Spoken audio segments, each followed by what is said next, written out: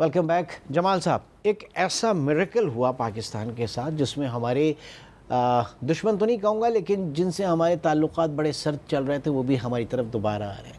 And that is China Pakistan economic corridor CPEC. کیا واقعی game changer ہوگا؟ یہ بہرحال گیم چینجر ہوگا اور پاکستان کی اکانومی کو بڑا فائدہ ہوگا میرے خیال میں. چائنیز کے ساتھ چونکہ چائنیز آپ کو ایڈ نہیں دے رہی یا ہمیں ایڈ نہیں دے رہے, وہ ہمیں بزنس دے رہے ہیں, اور جہاں بزنس ہوتا ہے وہ میوچل انٹرسٹ ہوتا ہے. Gwadar is very interesting. میں تو بلکہ یہ سمجھتا ہوں کہ بلوچستان کا جو دارالخلافہ ہے اس کو گوادر کو بنا دینا چاہیے, چونکہ وہ اتنا زبردست بن جانا اسلام آباد کی طرح, چونکہ چائنیز کو بنا رہے ہیں اس وقت, تو وہ بڑا جو انفراسٹرکچر ڈیولپمنٹ ہو رہی ہے پورے, وہ بلکہ اتنا وہ اسٹیبل ہو جائے گا بلوچستان ہمارے ساتھ پھر کہ اس کے بعد ہم لوگ بڑے اچھے روٹ پہ چلنا شروع ہو جائیں گے.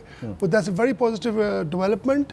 ہاں, ہمیں اس وقت صرف یہ دیکھنا ہے کہ اس وقت آپ یہ دیکھیں کہ افغانستان انڈیا ایک ٹائی اپ کر رہے ہیں, ہم چائنا کے ساتھ ٹائی اپ کر رہے ہیں, رشیا اس کے ساتھ ہمارے ساتھ آ رہا ہے, اور اس وقت ہم ابھی امریکن ایڈ پہ ہمیں لینی پڑتی ہے, ہمیں ضرورت ہے اس کی نا. تو جب تک ہم اتنے سالڈ نہیں ہو سکتے تو ہمیں we have to safeguard our security as well, اور ہمیں امریکہ کے ساتھ اور تعلقات اپنے اچھے کرنے چاہیے. اور بعد میں ہمارا سلوگن یہ ہوگا کہ ہمیں ایڈ نہیں ٹریڈ چاہیے. ہمیں ایڈ نہیں, ہمیں ٹریڈ چاہیے, کیونکہ ابھی اس وقت چائنیز کی یہ مینٹیلٹی ابھی اس لیول پر نہیں ہے کہ اگر امریکہ آج ہاتھ پیچھے کھینچ دیتا ہے تو چائنیز کہیں کہ ہم آپ کا ڈیفینس بجٹ میں کوئی ایڈ دیتے ہیں. They won't do that. They will do business which is long term definitely better, لیکن ہمیں اس چیز کو تھوڑا سا مد نظر رکھتے ہوئے اس وقت میں سے نکلنا چاہیے. تو آپ کیا سمجھتے ہیں کہ انڈیا کو یہ ایکسیپٹ ہوگا, یہ قبول ہوگا کہ ظاہر ہے کہ ان کا جو ایران کے ساتھ اور چابہار کی جو پورٹ وہاں پہ بن رہی ہے اس کے پیرالل وہ کوشش کر رہے ہیں بنانے کی, تو الٹیمیٹلی سونر اور لیٹر, کیونکہ جو انڈین بڑے معروف نیوز پیپرز ہیں اب ان کا جو ایڈیٹوریل ہے وہ اس فیور میں آ رہا ہے کہ انڈیا بھی اب نکلے ان چیزوں سے اور پاکستان میں سی پیک کو جوائن کرے. یہ تھاٹ وہاں پہ بھی آ رہی ہے. ہاں, وہ آ رہی ہے, لیکن پاکستان کے ساتھ وہ نہیں جوائن کریں گے. اس کی وجہ یہ ہے کہ ہمارے کچھ ڈسپیوٹس ہیں اور جس میں دونوں پارٹیز کو قصوروار کہتا ہوں, اور دونوں اس کو ابھی تک حل نہیں کرنا چاہتے ہیں. جب وہ دونوں حل کرنا چاہیں گے تو اس کے بعد ہی کوئی صورت نکل سکتی ہے. اس کے بعد ہم ایسی اکانومی, اس کا مقابلہ ہی کوئی نہیں ہے. وی آر 1.4 بلین پیپل, اور ہمارا ایک ہی طرح کا پلس مائنس کلچر ہے, وہی ہم کپڑے پہنتے ہیں, وہی ہم چیزیں کرتے ہیں, تو ہماری ٹریڈ ڈومیسٹک اتنی بڑی ہو جائے گی. آپ نے نظر ڈالی سی پیک کے حوالے سے. اچھا, پھر مجھے یہ بھی پتا چلا کہ آپ کا کوئی ایکویٹی انویسٹمنٹ کمپنی بھی آپ کی ہے. تو اب میں آ جاؤں گا پاکستانی اسٹاک ایکسچینج کی طرف. ظاہر ہے کہ اس وقت دنیا کی 5ویں بڑی stock market in term of return, اور اب تو الحمدللہ اسٹریٹجک انویسٹر بھی باہر کا آ رہا ہے. ہمارے جو کارپوریٹائزیشن, انٹیگریشن اینڈ ڈیمیوچلائز ایکسچینج ہو چکا, تو انٹرنیشنل ریڈار پہ ہے پاکستان. اور ایکویٹی انویسٹر جو ہیں, فورن ایکویٹی انویسٹر, وہ کس طرح سے ریڈ کریں گے پاکستان؟ اچھا, پاکستان کو لوگ واچ کر رہے ہیں. دیکھیں آہستہ آہستہ پاکستان میں لوگ آنا چاہ رہے ہیں, انویسٹ بھی کرنا چاہ رہے ہیں, لیکن وہ پھر وہی بات آ جاتی ہے کہ now is post رحیل شریف نا, how long will that security maintain.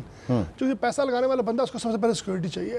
سر, ہماری حکومت وہیں پہ, ہمارے فوجی ادارے وہیں پہ, پالیسی, اور وہ تو انشور کیا گیا ہے کہ جناب پالیسی وہی چلیں گی, اسی پالیسی کا کنٹینیوشن ہوگا. ہاں, لیکن کیا باہر ابھی بھی یہ تھاٹ ہے؟ ابھی دیکھیں نا, اب ایک جگہ پہ ایک بندے نے انویسٹمنٹ تو 20-30 سال کے لیے بھی ہوتی ہیں, لانگ ٹرم انویسٹمنٹس ہوتی ہیں, تو سب سے پہلے جو انویسٹر ہوتا ہے وہ سیکورٹی دیکھتا ہے, اس کے بعد پروفٹس دیکھتا ہے نا. تو اگر یہ سیکورٹی مینٹین رہی تو لوگ آہستہ آہستہ وہ بھولنا شروع ہو جائے گا کہ کبھی پاکستان میں بم بھی پھٹتے تھے, کبھی یہاں پہ اس طرح کی پرابلمس کریٹ ہوتی تھی کہ ہم گورا سڑک پہ گیا غائب ہو گیا ہے یا کوئی چائنیز غائب ہو گئے ہیں. So that has to and نا, اب اینڈ ہو گیا کافی حد تک, میرے خیال 90%. ایک باہر بیٹھ کے جو آپ لوگوں میں بات ہوتی ہوں گی حلقہ احباب میں, تو سب سے زیادہ کنسرن پاکستان کے حوالے سے کن چیزوں کا لیا جاتا ہے؟ دیکھیں پاکستان اصل میں یہ بھی ہوتا ہے نا کہ بیڈ نیوز سیلز گڈ نا, بیٹر نا دین دا گڈ نیوز.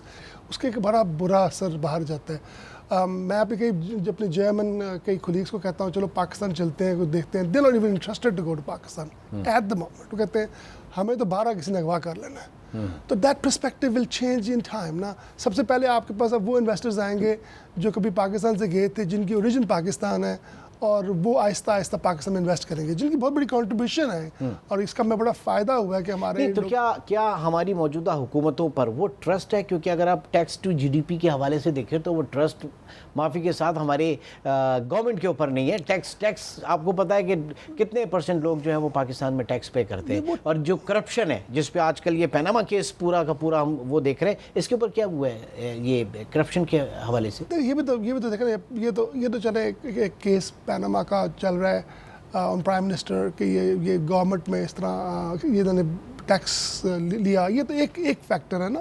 لیکن یہ تو چلے، یہ تو اسپریڈ ہو ہی رہی ہے خبر دنیا میں کہ government corrupt and that, but لیکن یہ ویسٹ میں بھی ہوتا ہے.